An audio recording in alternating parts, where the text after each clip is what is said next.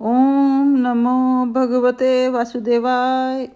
भगवान श्री कृष्ण ज्ञानियों के आत्मा हैं, भक्तों के स्वामी, कर्म कांडियों के लिए वेद मूर्ति हैं, धार्मिकों के लिए धर्म मूर्ति और तपस्वियों के लिए तप स्वरूप हैं। ब्रह्मा, शंकर और बड़े बड़े देवता भी अपने शुद्ध हृदय से उनके स्वरूप का चिंतन करते और आश्चर्यचकित होकर देखते रहते हैं।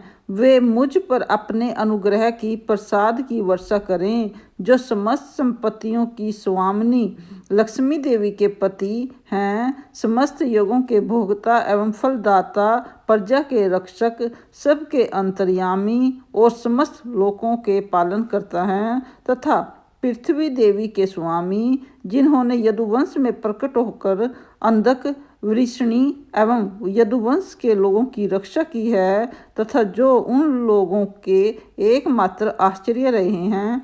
वे भक्त वत्सल संत जनों के सर्वस्व श्री कृष्ण मुझ पर प्रसन्न हों।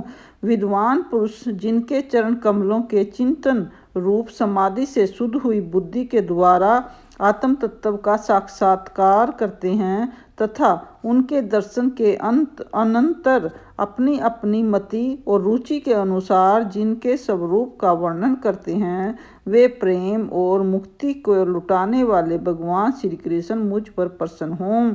जिन्होंने सृष्टि के समय ब्रह्मा के हृदय में पूर्व कल्प की स्मृति जागृत करने के लिए ज्ञान की अधिष्ठात्री देवी को प्रेरित किया, और वे अपने अंगों के सहित वेद के रूप में उनके मुख से प्रकट हुई, वे ज्ञान के मूल कारक भगवान मुझ पर प्रसन्न हों, मेरे हृदय में प्रकट हों। भगवान ही पंच महाभूतों से इन शरीरों का निर्माण करके इनके जीव रूप से शयन करते, और 5 ज्ञानेंद्रियां, 5 कर्मेंद्रियां, 5 प्राण और एक मन, इन 16 कलाओं से युक्त होकर इनके द्वारा 16 विषयों का भोग करते हैं। वे सर्वभूत में भगवान मेरी वाणी को अपने गुणों से अलंकृत करें। संत पुरुष जिनके मुख कमल से मकरंद के समान झलकती हुई ज्ञानमयी सुधा का पान करते रहते हैं, उन वासुदेव अवतार सर्वज्ञ भगवान व्यास के चरणों में मेरा बार बार प्रणाम है। प्रशिक्षित वेद गर्भ स्वयंभू ब्रह्मा ने नारद के प्रश्न करने पर यही बात कही थी, जिसका स्वयं भगवान नारायण ने उन्हें उपदेश दिया था, और वही मैं तुझसे कह रहा हूँ।